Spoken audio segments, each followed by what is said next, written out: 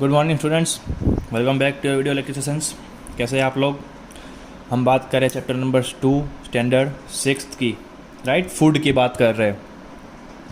हम लोगों ने फूड कहाँ से मिलता है, हमारे तक कैसे पहुँचता है, वो सब देख लिया था। हम लोगों ने फूड न्यूट्रिएंट्स के बारे में भी स्टार्ट कर दिया थी पढ़ना।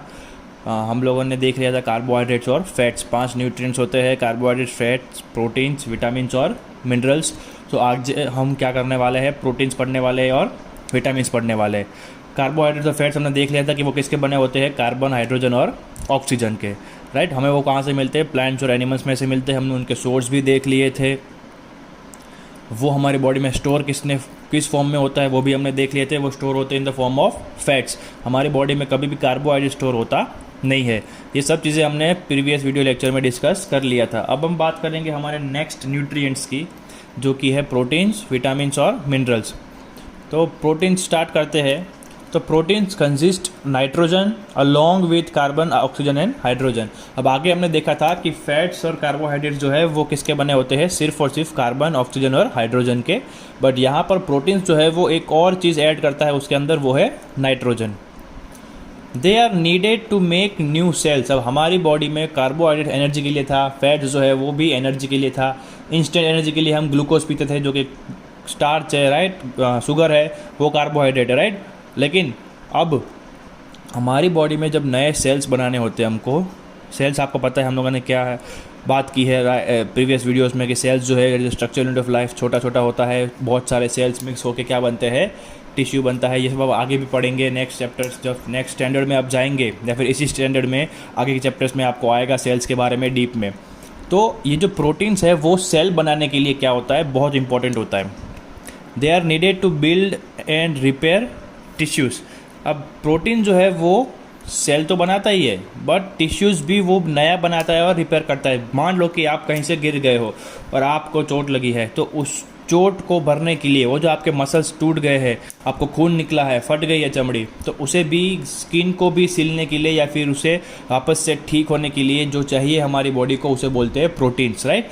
तो वो मसल्स को, सॉरी, टिश्यूज़ को क्या करते हैं, रिपेयर भी करते हैं और बिल्ड भी करते हैं। टिश्यूज़ नए भी बनाते हैं और पुराने टिश्यूज़ जो फट गए हैं, टूट गए हैं, डैमेज हो गए हैं, राइट, उन्हें क्या करेंगे, वापस से रिपेयर कर देंगे। उसके लिए क्या चाहिए हमको, प्रोटीन्स चाहिए हमारे खाने में। और यही रीज़न है कि प्रोटीन जो नए सेल बनाता है, नए टिश्यू बनाता है, इसी रीज़न की वजह से it is a reason growing children, ill patients and pregnant women needs more proteins.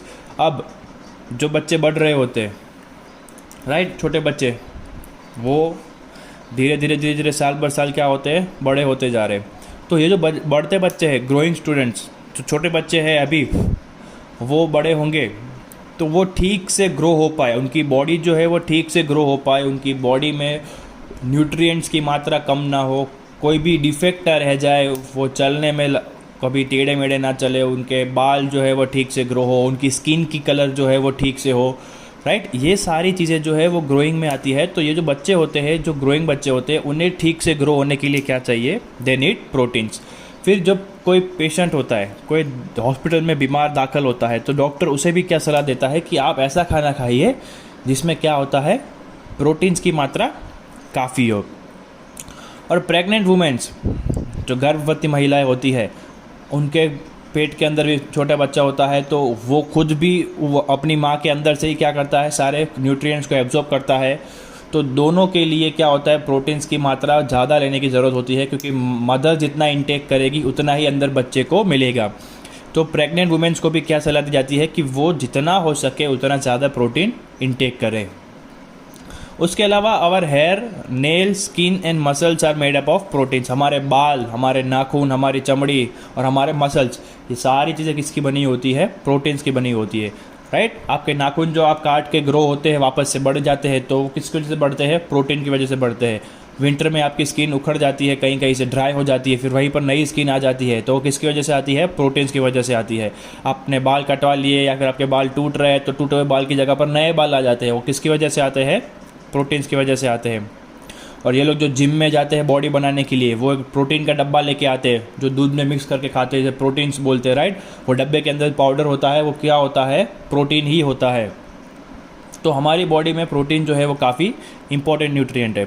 अब हमारा सोर्स क्या है प्रोटीन्स का, तो एनिमल जो हमको खाना देते हैं उसमें जो सोर्स है वो है मिल्क, गाय जो दूध देती है उसमें प्रोटीन बहुत अच्छी मात्रा में होता है। फिर है अंडे, मीट और फिश, मांस और मछली, ये 4 जो एनिमल प्रोडक्ट्स है, एनिमल फूड है, हमको वहाँ से हमको प्रोटीन अच्छी मात्रा में मिलता है।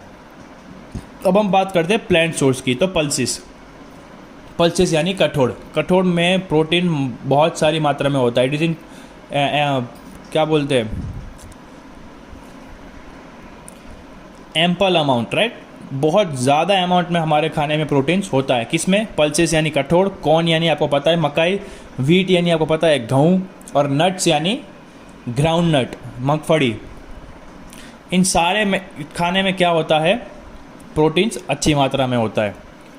अब हमने ये शायद आगे डिस्कस किया है, नहीं डिस्कस किया तो वापस मैं आपको बता देता हूँ कि animal proteins are betterly digested than plant proteins and are preferred more, our body can't save proteins. अब एनिमल्स के माध्यम से जो हमें प्रोटीन मिलता है, अंडे में से, मीट में से, फिश में से, वो हमारी बॉडी जो है वो ज़्यादा अच्छे से डाइजेस्ट कर पाती है इन कंपैरिजन टू ये प्रोटीन्स जो हमें पल्सेस, कॉर्न, व्हीट और नट्स में से मिलता है। मतलब जो एनिमल्स में से हमें प्रोटीन मिलता है वो हमारी बॉडी ज़्यादा अच्छे से डाइजेस्ट कर पाती है प्लांट सोर्सेज के प्रोटीन से कंपेयर कर रहे हैं। तो इसीलिए लोग जो है वो मांस, मटन, मच्छी, अंडे ये सब क्या करते हैं, ज़्यादा खाते हैं, क्योंकि उसमें एक तो प्रोटीन बहुत ज़्यादा होता है और हमारी बॉडी को डाइजेस्ट करने में इतना टाइम लगता भी नहीं है। इसीलिए एनिमल सोर्सेज जो है वो ज़्यादा एक्सेप्टेड होते हैं, ज़्यादा डिज़ायरेबल होते हैं। अब जैसे हमने बात की थी आगे कि हमारी बॉडी सिर्फ और सिर्फ फैट स्टोर करती है, तो प्रोटीन्स भी स्टोर करेगी नहीं। जब हम एक्सेस प्रोटीन्स, हमारी बॉडी एक्सेस प्रोटीन कभी लेगी ही नहीं। जितना प्रोटीन चाहिए होता है उतना ही बॉडी को हमें इंटेक करना पड़ेगा, और अगर ज़्यादा हो भी जाता है प्रोटीन्स तो वो क्या करेगी, इस प्रोटीन्स को कन्वर्ट करके फैट्स बना देगी, राइट। हमारी बॉडी में सिर्फ और सिर्फ क्या स्टोर होता है, फैट स्टोर होता है। अब जैसे हमने कार्बोहाइड्रेट्स का टेस्ट किया था, स्टार्च वाला, हमने फैट का टेस्ट किया था, ऑयल ड्रॉप वाला, वैसे ही एक प्रोटीन का टेस्ट होता है। क्या करना है आपको, पहले एक टेस्ट ट्यूब लेनी है, राइट। टीटी मतलब क्या होता है, टेस्ट ट्यूब, याद रखना। Add few drops of concentrated HNO3, आपको कॉन्सेंट्रेटेड HNO3 मिलेगा नहीं आपको कहीं पर भी। जैसे आपको ध्यान रखना है कि हम टेस्ट कैसे कर सकते हैं, राइट। आपको करना नहीं है, बट आपके दिमाग में होना चाहिए कि कोई अगर हमें बोले कि प्रोटीन का टेस्ट कैसे होता है तो आपको उसका थियरी जो है, उसका जो प्रोसीजर है वो आपको याद होना चाहिए। तो कॉन्सेंट्रेटेड HNO3 जो है, नाइट्रिक एसिड, वो आपको एग वाइट या फिर सोयाबीन जो आता है खाने के लिए, उसकी पेस्ट के अंदर मिक्स करना है। एग वाइट मिले तो एग वाइट के अंदर, या फिर पेस्ट ऑफ सोयाबीन की एक पेस्ट बनानी है, उसके अंदर डाल देना है। कितने, फ्यू ड्रॉप्स, 5 या 6 ड्रॉप्स डाल के है टेस्ट ट्यूब में, जो कांच की आती है वाइट कलर की। अब उसको आपको गर्म करना है। Heat the test tube until the mixture turns yellow, जब तक वो जो मिक्सचर आपने बनाया है HNO3 कॉन्सेंट्रेटेड और सोयाबीन की पेस्ट, या फिर कॉन्सेंट्रेटेड HNO3 और एग वाइट की पेस्ट, इस मिक्सचर को आपको इतना गर्म करना है जब तक कि वो येलो नहीं हो जाए। मतलब कि 10 से 15 सेकंड में वो पीला हो जाएगा, तब तक आपको उसको गर्म करना है।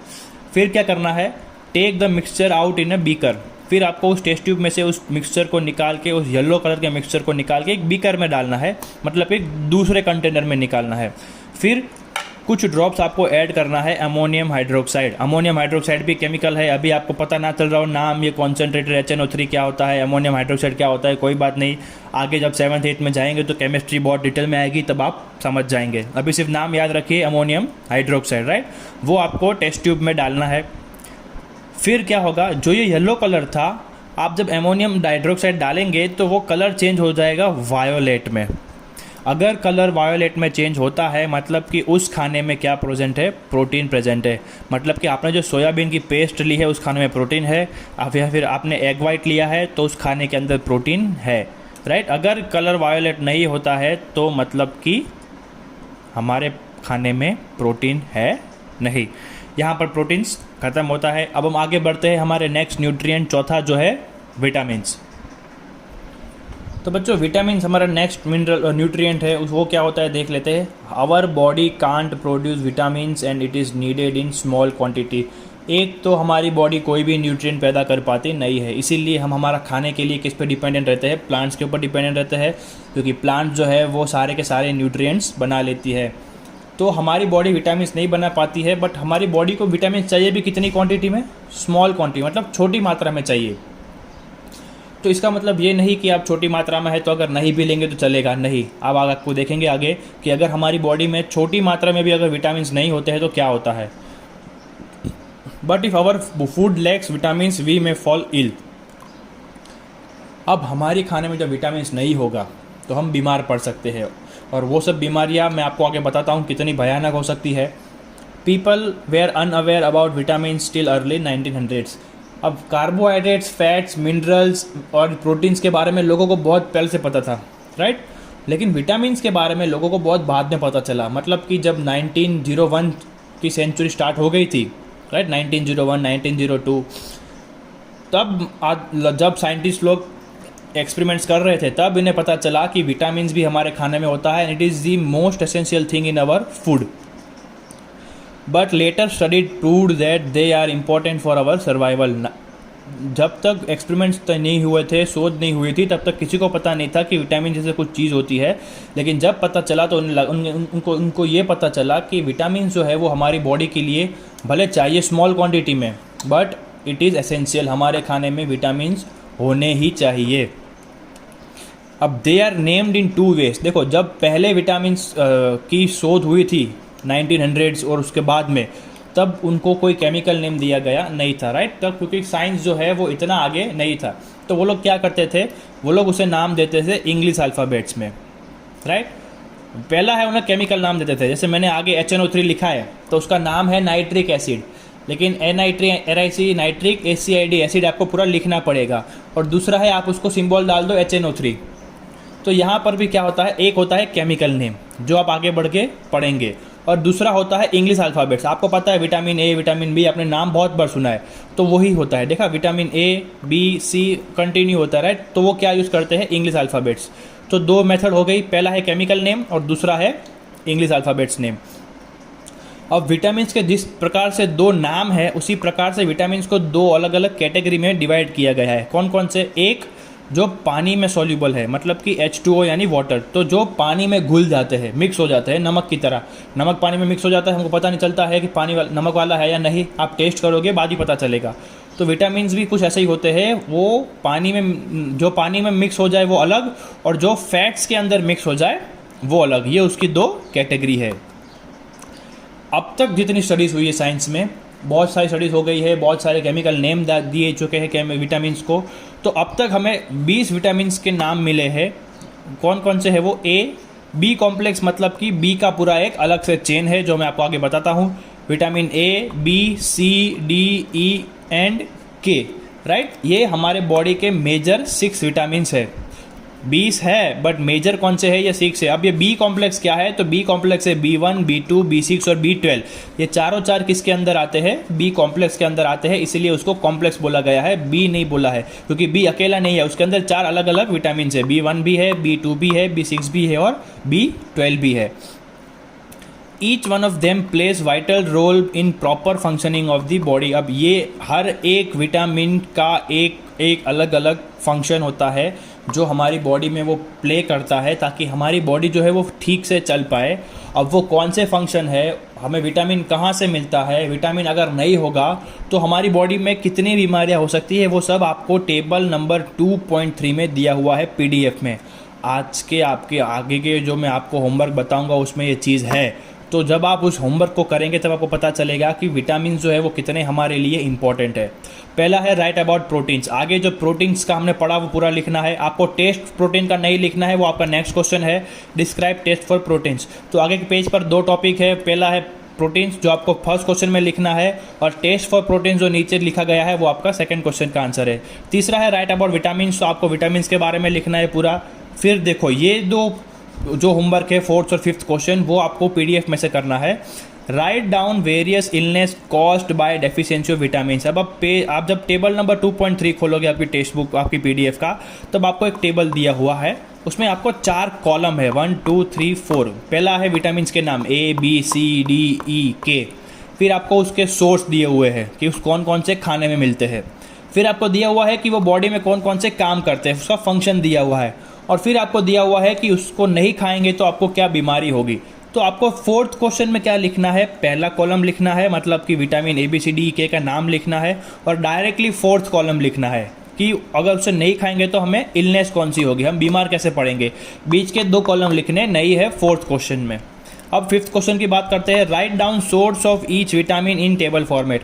अब आपको क्या करना है, फिर से ऊपर की तरह एक टेबल ड्रॉ करना है, यहाँ पर भी टेबल ड्रॉ करना है, फिर 5th क्वेश्चन में भी आपको एक टेबल ड्रॉ करना है, लिखना है vitamin A B C D K, और फिर लिखना है उसके बाजू वाला जो है उसके सोर्सेज, मतलब कि कौन से खाने में से हमें विटामिन मिलते हैं। बाकी के 2 कॉलम आपको लिखने नहीं है, राइट। मतलब कि 4 कॉलम है। क्वेश्चन 4 में आप फर्स्ट और लास्ट लिखेंगे, और क्वेश्चन 5 में फर्स्ट और सेकंड जो कि उसके सोर्सेज है वो लिखेंगे, राइट। नेक्स्ट वीडियो में मिलेंगे अगले टॉपिक्स के साथ। तब तक keep studying, stay home, stay safe, good bye, ध्यान रखिए, थैंक यू।